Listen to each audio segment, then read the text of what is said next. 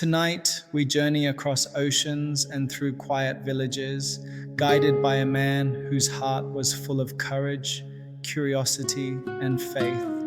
Close your eyes, take a deep breath, and feel the gentle rhythm of waves lapping softly at the shore.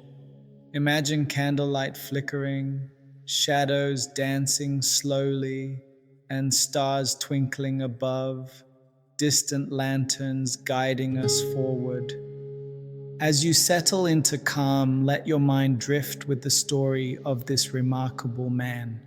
He will take you on voyages across seas, into quiet villages, and through moments of compassion and gentle courage. Let the softness of his journey carry you into peace. Once upon a time, in the year 1506, in a grand castle perched on a hill in the kingdom of Navarre, a baby boy was born. His name was Francisco de Jasso y Azpilicueta, but the world would come to know him as St Francis Xavier.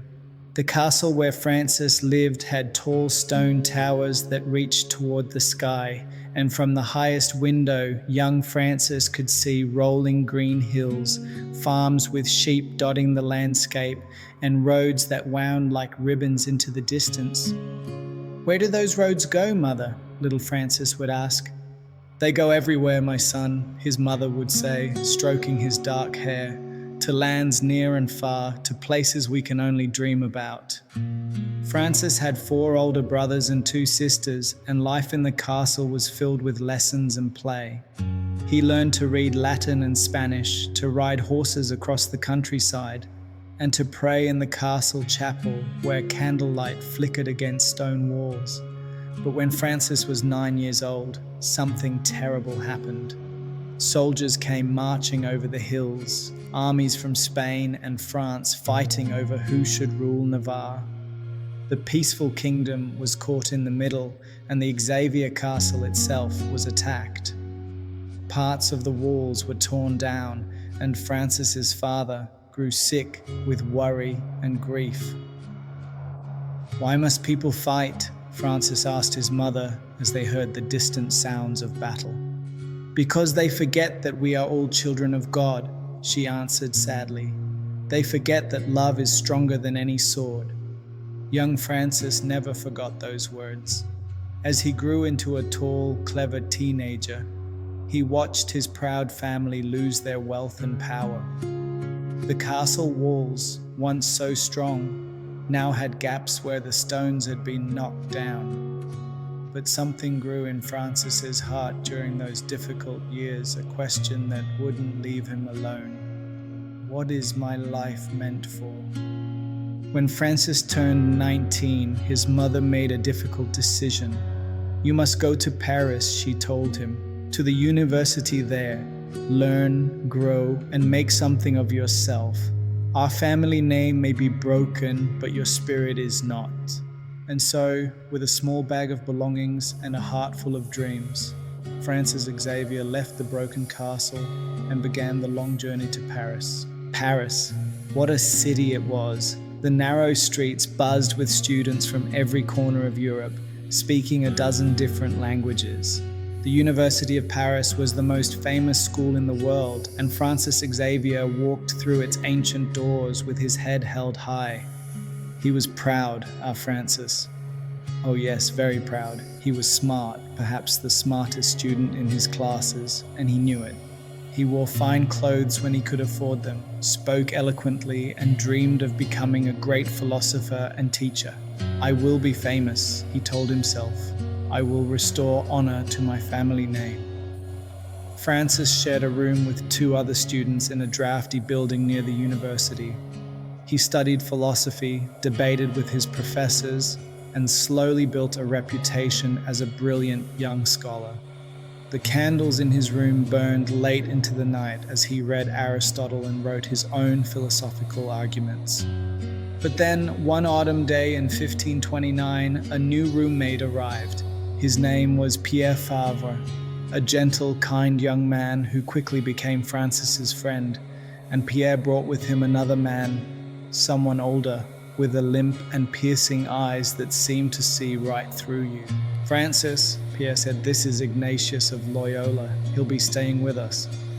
Ignatius was not like anyone Francis had ever met. He was a former soldier who had been wounded in battle and had spent months recovering, reading the lives of saints. Something had changed in him, and now he spent his days praying, helping the poor, and talking to students about God. Francis didn't like him at first. "What profit is it to a man," Ignatius would ask quietly, "if he gains the whole world but loses his soul?" "I don't need your preaching," Francis would snap back, turning to his books. "I have my studies." But Ignatius was patient. He didn't argue or force anything. He simply lived his life with such peace and purpose that Francis couldn't help but notice.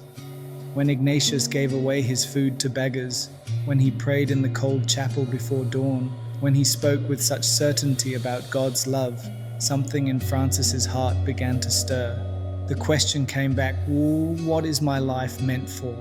Months passed, then years. Francis continued his studies, but he also began to pray more. He started joining Ignatius for Mass. He volunteered at hospitals where sick people lay in dim, crowded rooms. And slowly, so slowly, his proud heart began to soften. One evening, as rain pattered against the window of their small room, Francis sat across from Ignatius and finally asked the question that had been building inside him. "What does God want from me?" Ignatius smiled gently. "He wants you to be free, Francis, free from pride, free from fear, free to love as completely as you were made to love." "But how? How do I find that freedom?" "By giving everything to Him. By becoming a servant rather than a master. By going wherever He calls you, even to the ends of the earth." The ends of the earth. Those words echoed in Francis's mind as he lay awake that night, listening to the rain. He thought of the roads he'd seen from his castle window as a boy, roads that went everywhere, to places he could only dream about. On August 15th, 1534, Francis Xavier climbed a hill outside Paris with Ignatius and 5 other young men. In a small chapel there, they made vows together, promises to live in poverty, to dedicate their lives to God, and to go wherever the Pope might send them to help people. Francis knelt on the stone floor, and when he spoke his vows, tears ran down his cheeks. The proud student from Navarre had found his purpose at last. 6 years passed as Francis and his companions prepared for their mission. They traveled to Italy, were ordained as priests, and met with the Pope. They called themselves the Society of Jesus, the Jesuits, and dreamed of going to Jerusalem, but God had different plans. One day in 1540, a message arrived that would change Francis's life forever. The King of Portugal had asked the Pope to send missionaries to the East Indies, to India, to the Spice Islands, to lands where Portuguese ships traveled to trade, but where few had ever spoken of Jesus Christ. Ignatius looked at his companions. "Who will go?" he asked. Francis stepped forward without hesitation. "I will go." He was 35 years old, and he would never see Europe again. On April 7th, 1541, Francis boarded a ship called the Santiago in Lisbon Harbor. The ship was crowded with soldiers, sailors, merchants, and slaves. Over 1,000 people packed into a wooden vessel that creaked and groaned as it set sail. The voyage was supposed to take 6 months. It took 13. Francis slept on the hard deck or in the ship's hold, where the air was thick and foul. Storms tossed the ship like a toy, and men became sick with fevers and dysentery. But Francis moved among them all, the noble and the enslaved, the captain and the cabin boy, bringing water, cleaning wounds, praying with the dying. "Why do you do this, Father?" a sick sailor asked him one night. "You're a nobleman. You should stay away from us." Francis smiled, wiping the man's forehead with a damp cloth. "Jesus didn't stay away from anyone," he said. "Neither will I." The ship stopped at ports in Africa and then sailed around the Cape of Good Hope, where waves as tall as houses crashed over the bow. Francis stood on deck during one terrible storm, soaked to the skin, shouting prayers into the wind. Many passengers thought they would die that night, but the Santiago survived. Finally, on May 6, 1542, 13 months after leaving Lisbon, Francis saw the coast of India rising from the sea. Palm trees swayed in the tropical breeze, and the city of Goa glittered white under the hot sun. He had reached the east at last.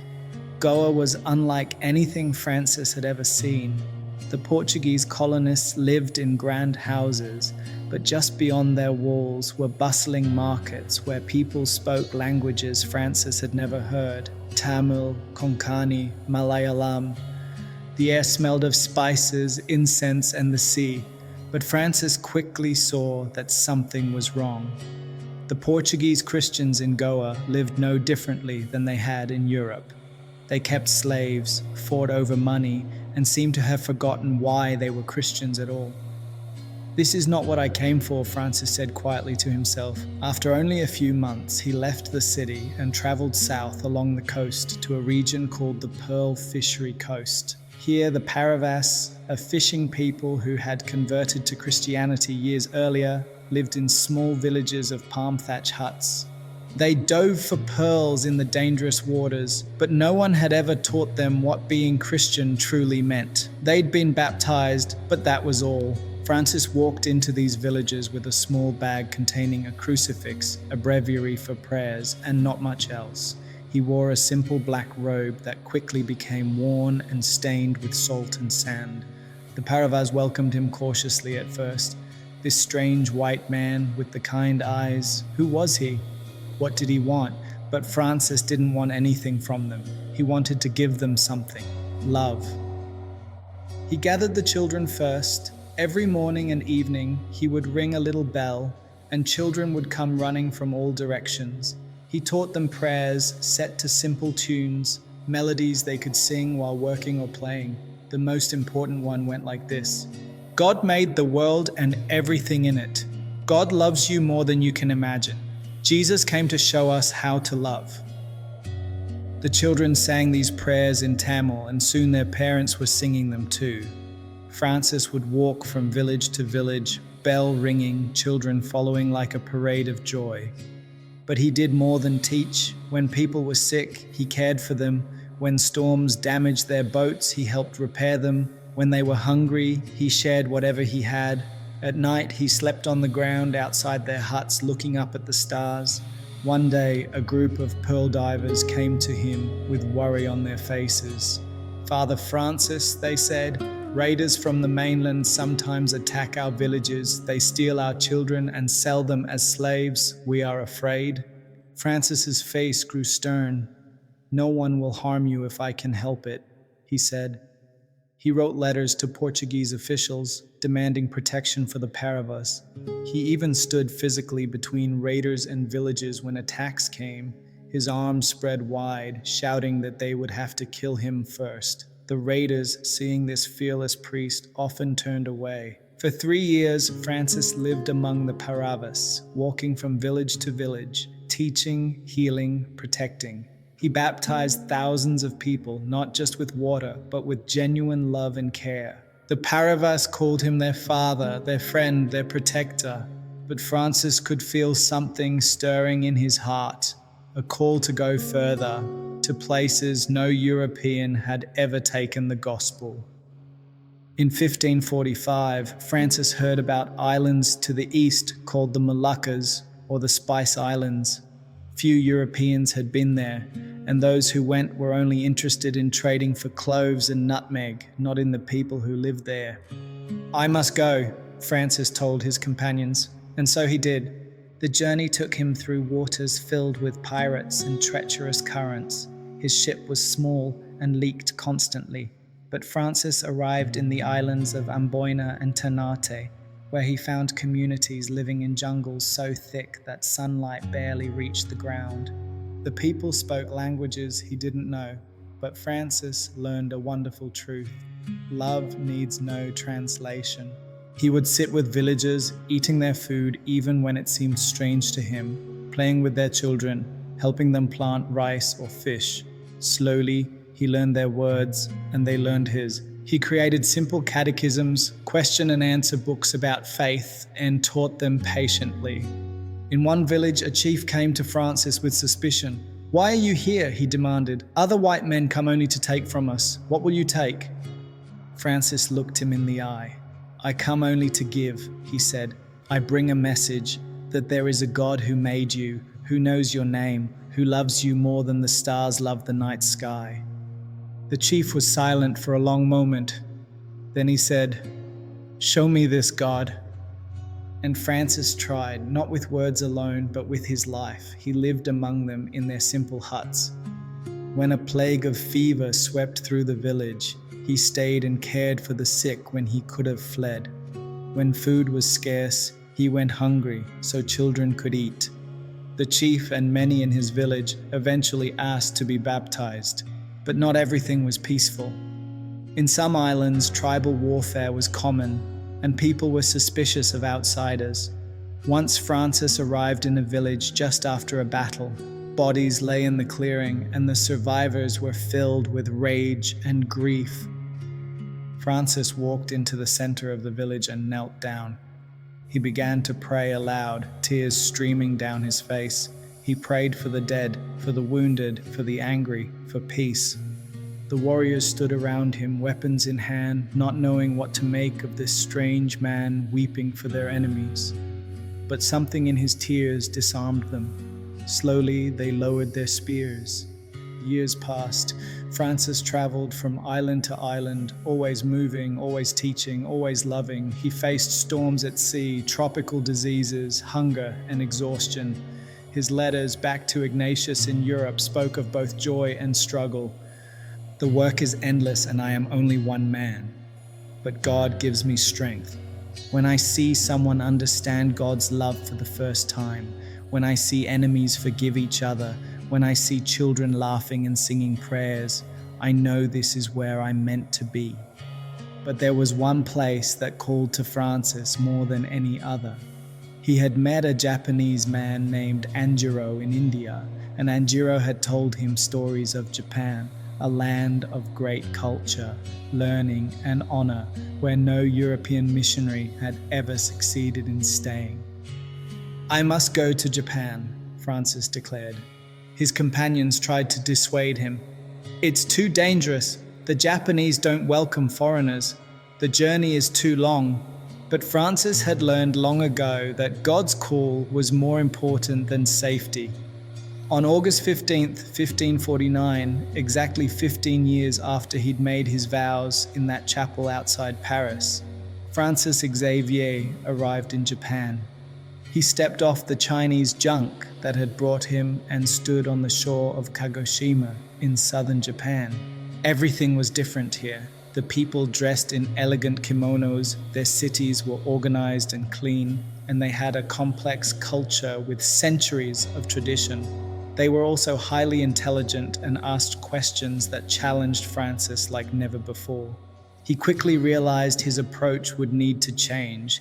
In India, he had worn simple clothes and lived in poverty. But the Japanese respected rank and dignity. So Francis put on the finest robes he could find and presented himself as an ambassador of a great religion from the West. He studied Japanese language intensely, though it was incredibly difficult. He made mistakes constantly, sometimes saying things that made no sense or were accidentally funny. But the Japanese appreciated his effort, and they were fascinated by this foreigner who showed such respect for their culture. Francis debated with Buddhist monks who asked him deep philosophical questions. If God is good, why is there suffering? If your religion is true, why did our ancestors never hear of it? What happens to those who die without knowing Christ? These weren't simple questions, and Francis couldn't give simple answers. He pondered deeply, prayed intensely, and answered as honestly as he could. "I don't know everything," he would admit, "but I know that God's love is greater than our understanding, and His mercy reaches further than we can see." Some Japanese nobles were intrigued and invited Francis to their courts. Others were hostile and tried to drive him out. Francis persevered. In the city of Yamaguchi, he was granted permission to preach. He stood in the streets and in temples explaining Christian faith. Some mocked him, but others listened with genuine interest. A number of Japanese people, moved by his sincerity and the beauty of his message, asked to be baptized. But Francis realized something important. To truly reach Japan, he needed to reach China. China was the cultural parent of Japan, and the Japanese deeply respected Chinese civilization. If Christianity could take root in China, it might flourish in Japan. "I must go to China," Francis announced. This was his most audacious plan yet. China was closed to foreigners. The penalty for unauthorized entry was death. But Francis could not be deterred.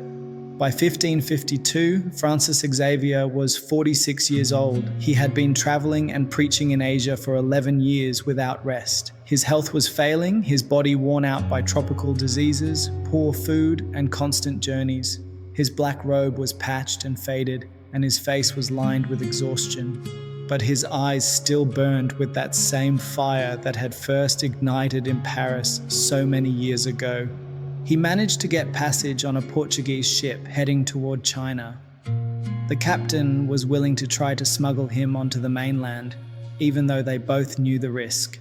In late August, the ship anchored off a small island called Shangchuan, just a few miles from the Chinese coast. Francis could see the mainland in the distance, so close.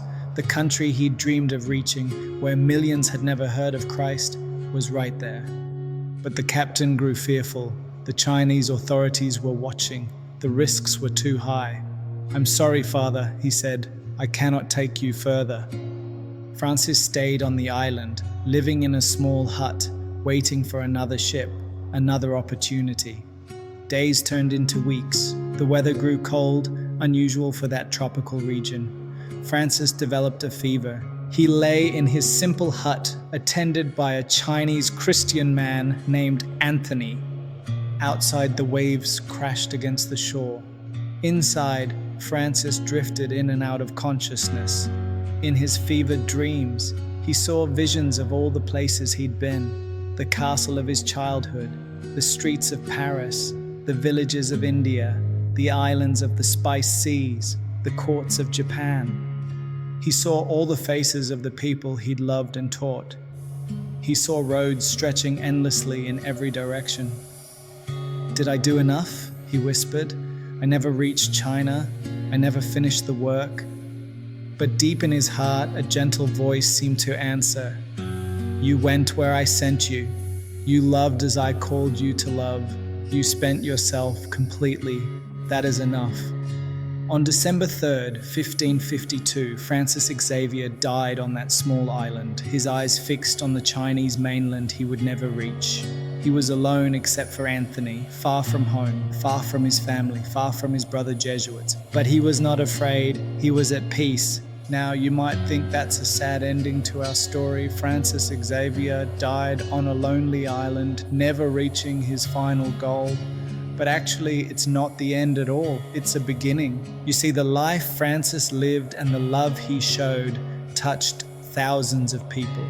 The Paravas on the Pearl Coast remembered him for generations, telling their children about the priest who protected them and taught them about God's love. In the Spice Islands, communities he founded continued to grow. In Japan, the seeds he planted would eventually blossom into a Christian community that survived even centuries of persecution. Word of Francis's death spread slowly across Asia and eventually back to Europe. When they heard the news in Rome, Ignatius wept for his friend. When they heard in Paris, students remembered the brilliant, proud young man who had found something greater than fame. When they heard in Navarre at the broken castle on the hill, Francis's family knew their son had restored honor to their name in the truest way possible, not through power or wealth, but through love and sacrifice. Francis's body was eventually brought back to Goa, where it remains to this day. Millions of people have visited over the centuries, but Francis wouldn't care about that. He would care about whether people understood his message, that every single person, no matter where they live or what language they speak, is precious to God. That love is stronger than pride, fear, or any obstacle, that our lives find meaning when we give them away in service to others. The roads that young Francis saw from his castle window led him further than he could ever have imagined, across Europe, around Africa, through India, to remote islands, to Japan, and finally to that small island off the coast of China. But those roads didn't end with him. They continue today, wherever people choose to live with love, courage, and purpose. Francis Xavier was declared a saint, St Francis Xavier, because his life showed what it means to be fully alive, fully human, fully free. Not free to do whatever he wanted, but free to become who he was meant to be. A light in dark places, a friend to strangers, a voice for the voiceless, a heart so full of love that it poured out over the entire world. And now, dear child, as you close your eyes and prepare for sleep, think about this. You have roads before you too. You don't know where they'll lead. Maybe to places nearby, maybe to distant lands. Maybe to do great things that everyone will know about. Or maybe to do small, quiet things that only a few will notice. But here's the secret Francis learned. It doesn't matter if your journey takes you across oceans or just across the street to help a neighbor. It doesn't matter if you become famous or unknown. What matters is that you walk your roads with love, that you see every person you meet as precious, and that you give yourself fully to whatever good work is placed before you. Francis started as a proud boy in a castle, became a proud student in Paris, and then let all that pride fall away so he could become something much better, a servant, a friend, a person fully alive. You can do that too, not by sailing to India, though who knows, maybe you will, but by choosing love over fear, kindness over cruelty, and generosity over selfishness every single day. As you drift off to sleep tonight, you might dream of faraway places, of adventures and challenges, of people who need your help and roads that wind into mystery. That's good. Dream those dreams, and when you wake up tomorrow, remember that your adventure has already begun. Just like Francis Xavier, you are called to something wonderful. You are called to love. And just like Francis, you'll discover that the greatest adventure of all is becoming who you were always meant to be. Sweet dreams, dear child. May you sleep peacefully, and may you wake tomorrow ready to walk your roads with courage, joy, and love. The end and the beginning.